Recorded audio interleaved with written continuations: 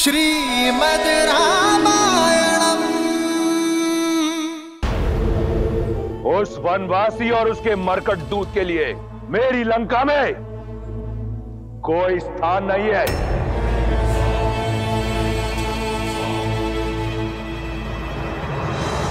बहुत धैर्य से काम लेना अंगद।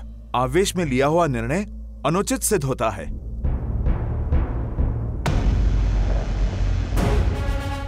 पर मेरे लिए मेरा काम आवश्यक है और मेरी बात ठीक से समझ आए, इसलिए बराबरी का स्थान भी आवश्यक है। इसलिए मैं अपना स्थान स्वयं बनाऊंगा। और प्रभु श्री राम की भक्ति में इतनी शक्ति है कि मेरा आसन तुमसे भी ऊंचा बनेगा।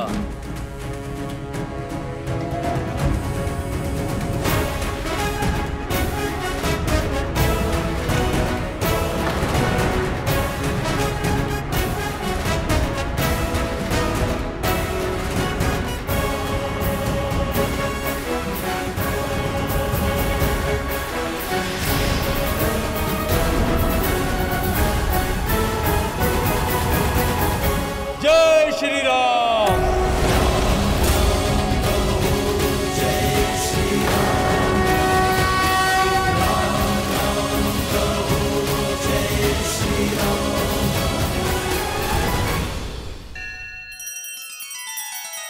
श्री रामचंद्र कृपालु भजुमन हरण भव भय दारुणम्।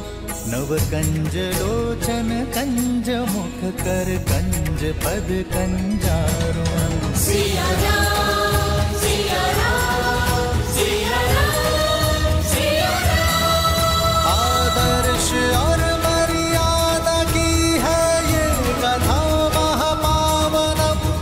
काट मद श्री से मिला दे श्रीमद् रामायणम्। श्रीमद् रामायणम्। सिया राम सिया राम सिया राम सिया राम। अच्छी माया दिखाई तुमने। लंका के चौराहे पर कई बार ऐसे करतब देखे हैं मैंने। क्या लगा तुम्हारे राम को मुट्ठी भर वानरों सहित सागर पर सेतु बांध लेगा तो इस संसार में उसकी जय जयकार होगी?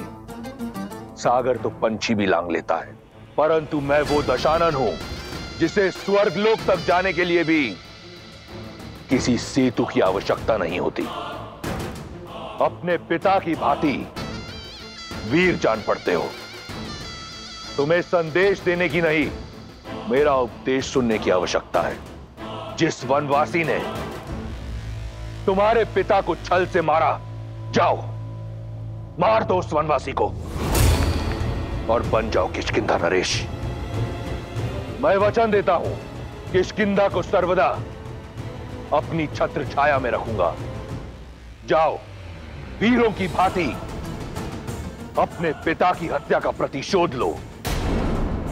जब नियति चाहती है कि तुम किष्किंधा नरेश बनो, तो क्यों एक वनवासी के चरणों में दास बनकर पड़े हो? क्यों अपने जीवन का सर्वनाश कर रहे हो? क्यों? जिन पिता की तुम बात कर रहे हो ना, उन्होंने भी अपने अंतिम समय में श्री राम की शरण ली थी और उन्हीं का अंतिम उपदेश था कि मैं हमेशा श्री राम की सेवा में रहूं। उन्हें अपने भूल का आभास होने में विलंब हुआ, पर तुम मेरे पिता के मित्र हो इसीलिए समझाता हूं, तुम विलंब ना करो, अन्यथा पछताने के लिए उतना समय भी नहीं मिलेगा जितना मेरे पिता को मिला। मौन रहो वानर।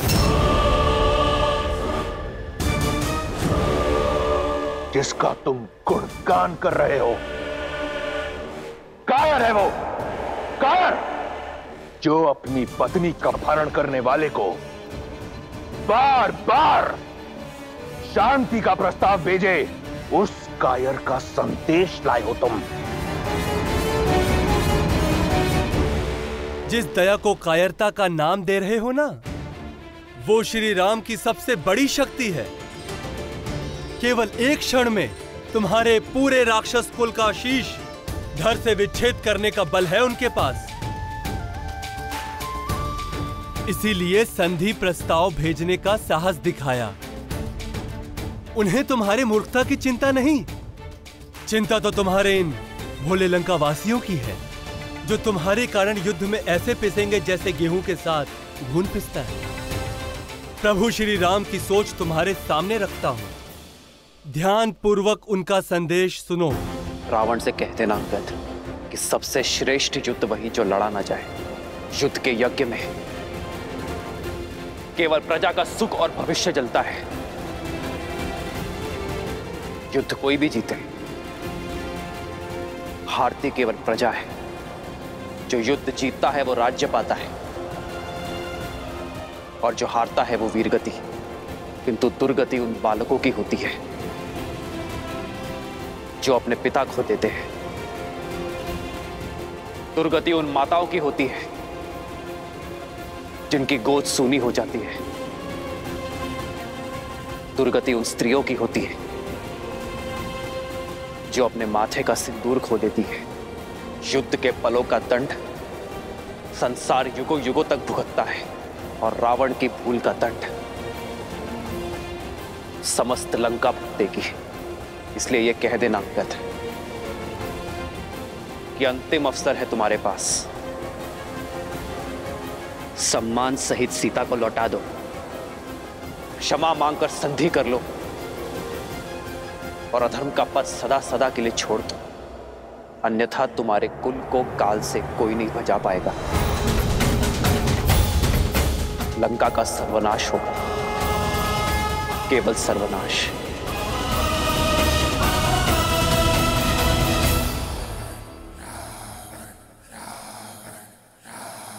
तुमने मेरी आंखें खोल दी अंगद। क्या यह सत्य है? यदि मैंने सीता को लौटा दिया तो राम मुझे क्षमा कर मेरा मित्र बन जाएगा?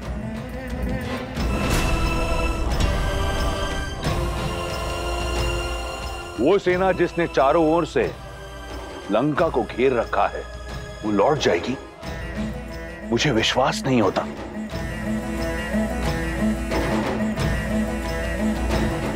जिनका नाम संपूर्ण संसार जपता है, जिनकी आराधना में तीनों लोक लीन है, उनकी बात पर संदेह करना मूर्खता है। मूर्खता? मूर्खता क्या है मैं बताता हूं। मूर्खता ये सोचना है कि रावण उस राम से क्षमा मांगेगा जिसने मेरी बहन की नाक काटी। मूर्खता ये सोचना है कि रावण उस हनुमान से मित्रता करेगा जिसने मेरे अक्षय कुमार का संहार किया। मूर्खता ये सोचना है कि एक निष्कासित बालक कुछ वानरों की सहायता से उस रावण का संहार करेगा जिसने सहस्त्रों वर्षों में सहस्त्रों वीरों का संहार किया हो। मूर्खता यह है कि 10 लोकों के स्वामी के समक्ष एक वनवासी 3 लोकों के राजा होने का दम भर रहा है।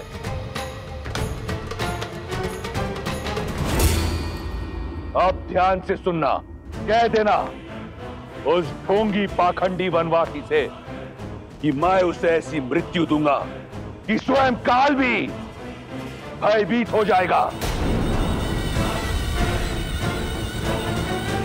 और रही सीता की बात, तो कह देना उस वनवासी से कि भूल जाए अपनी पत्नी को। जिस प्रकार अपने राज्य से निकाला गया, उसी प्रकार सीता के जीवन से निकल जाए, क्योंकि अब सीता के साथ राम का नहीं, रावण का नाम लिया जाएगा। रावण का।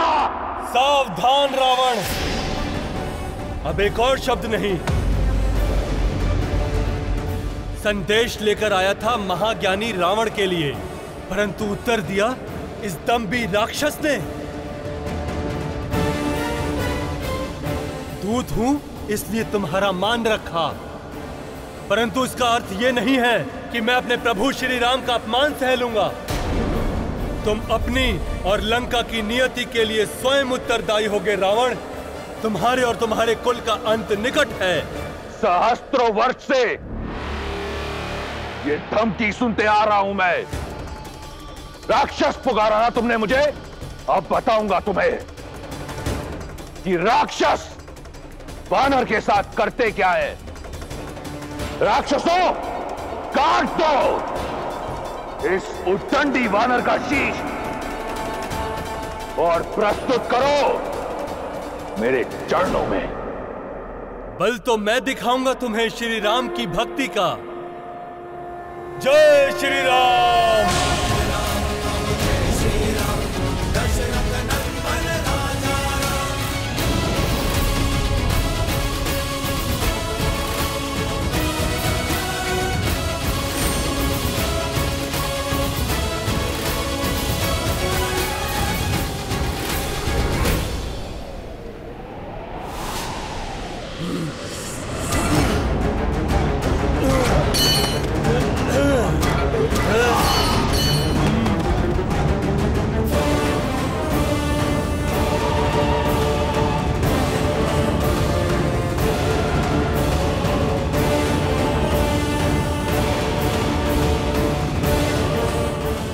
मैं बाली पुत्र अंगद, किष्किंधा का युवराज, प्रभु श्री राम का दूत, यहां खड़े हर एक वीर को ललकारता हूं।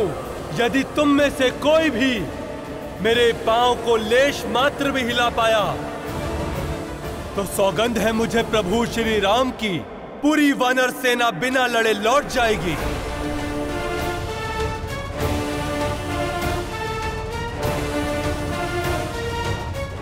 माता सीता पर कोई अधिकार नहीं जताएगा और किष्किंधा समेत अयोध्या सदा दशानन की दास रहेगी।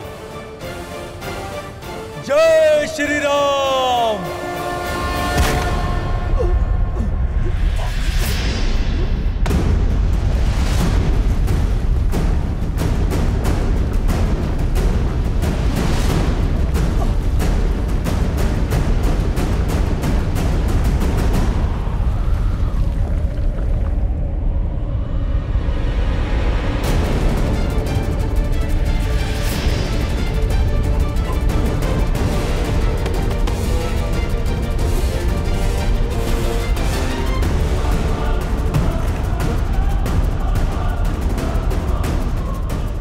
ये कैसा भूचाल है? भूचाल का तो पता नहीं। हाँ, तुम्हारे राम का दूत अवश्य लंकेश की सभा में गया था।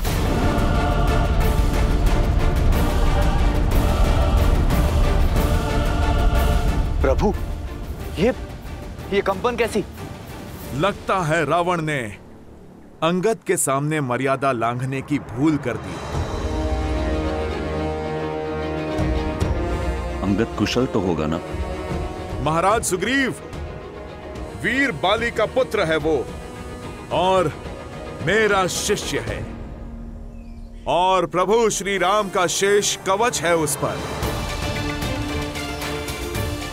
विश्वास रखिए महाराज, अंगद जिनके कार्य के लिए निकले हैं उसकी रक्षा भी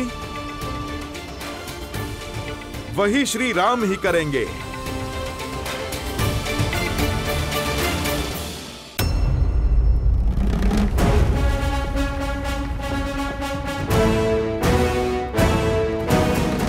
है कोई वीर? है कोई वीर? है कोई वीर? ये तो तुमने सिद्ध कर दिया कि वानरों में बुद्धि कम होती है।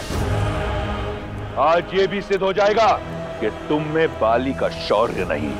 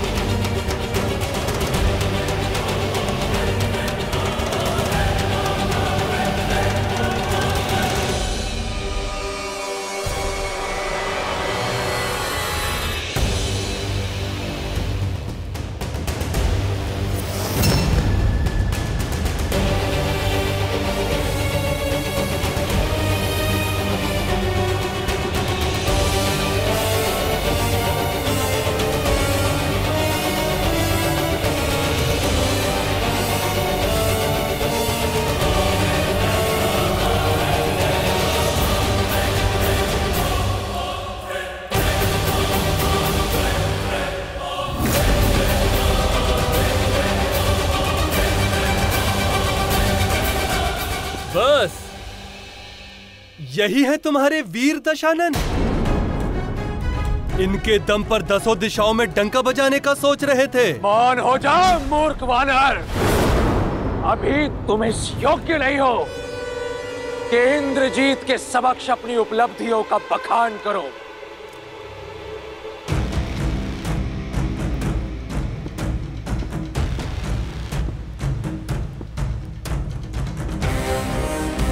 बहुत उद्दंडता कर ली तुमने।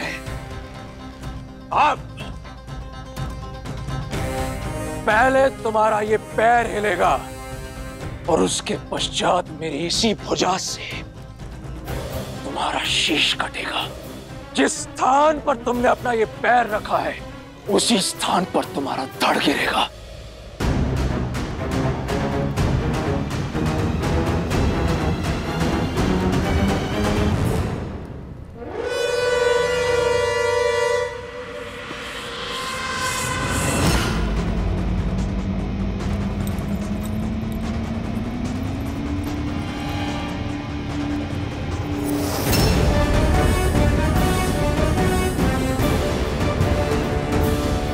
इंद्रजीत आदिक बलवाना, हर्षि उठे जह तह भटनाना। झपटहि करि बल विपुलो पाई, बदन टरई बैठहि सिरुनाई। सुनहु सुभट सब कहतस सीसा, पद कहि धरनि पछारहु कीसा। भूमि न ठाड़त कपि चरत, देखत रिपु मद भाग।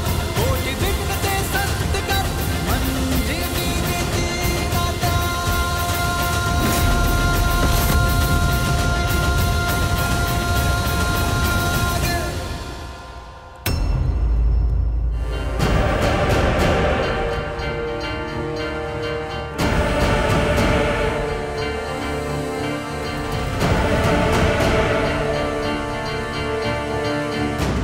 इंद्रजीत?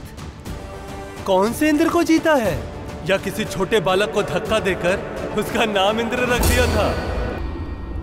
तुम्हारा इतना दुस्साहस, उद्दंड वानर!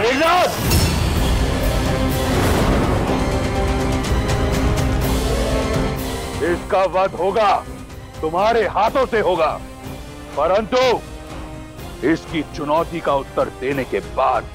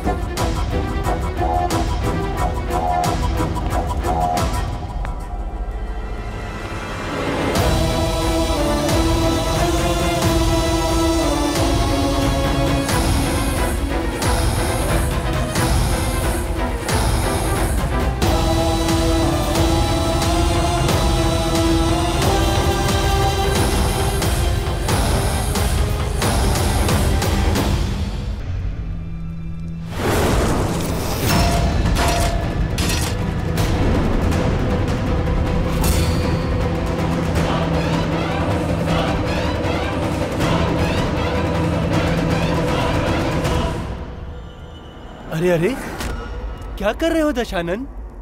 दूत के पांव नहीं पकड़ते। अब पैरों में गिरना ही है तो जाके श्री राम के पैरों में गिरो। कदाचित अधिक और गिरने से बच जाओगे। तुम्हारे पूरे कुल का उद्धार हो जाएगा। सुना है सर्वज्ञानी हो, तो तनिक सोचो। जिनके एक दूत ने तुम्हारी पूरी लंका जला डाली और जिनके दूसरे बालक दूत ने तुम्हारे सभी वीरों को अपने पैरों में झुका दिया, तो सोचो जब स्वयं प्रभु श्री राम यहां आएंगे तो क्या होगा? तुमसे अधिक तो तुम्हारा मुकुट बुद्धिमान है। श्री राम की महानता के आगे झुक गया।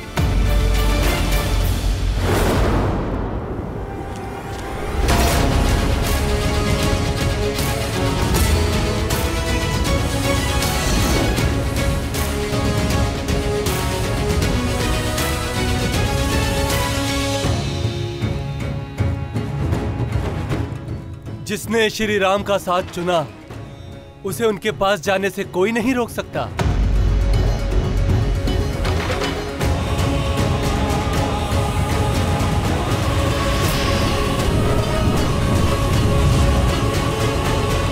प्रभु श्री राम, वो क्या आ रहा है?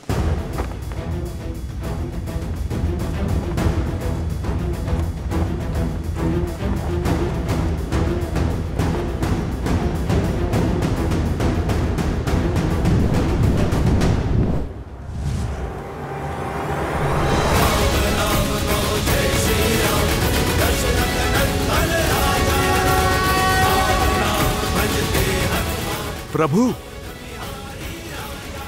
ये रावण का मुकुट है।